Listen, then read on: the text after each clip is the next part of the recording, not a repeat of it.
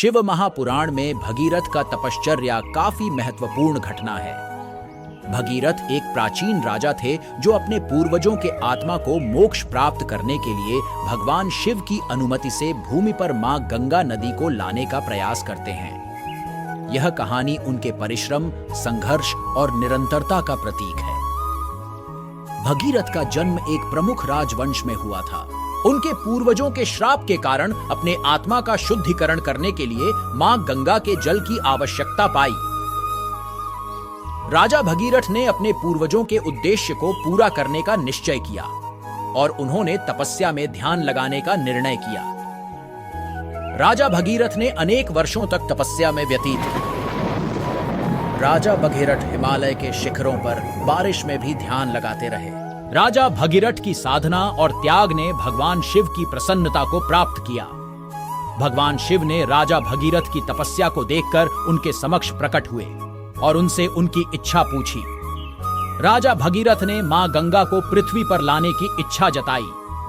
इसके लिए वह भगवान शिव से उनकी सहायता के लिए विनती करते हैं। भगवान शिव ने राजा भगीरथ की इच्छा को समझकर उन्हें मां गंगा को पृथ्वी पर लाने का वरदान दिया। लेकिन भगवान शिव ने राजा भगीरथ को चेतावनी दी कि मां गंगा का उन्हें धरती पर लाना कठिन होगा और वह उसे संभालने के लिए भी तैयार रहे। राजा भगीरथ ने बड़ी सावधानी से गंगा को भूमि पर लाने की योजना बनाई। उन्होंने सभी देवताओं को मां गंगा को संभालने में सहायता करने के लिए आमंत्रित किया। देवताओं ने राजा भगीरथ के इस उद्यम का समर्थन किया और उनकी मदद के लिए तैयार हो गए।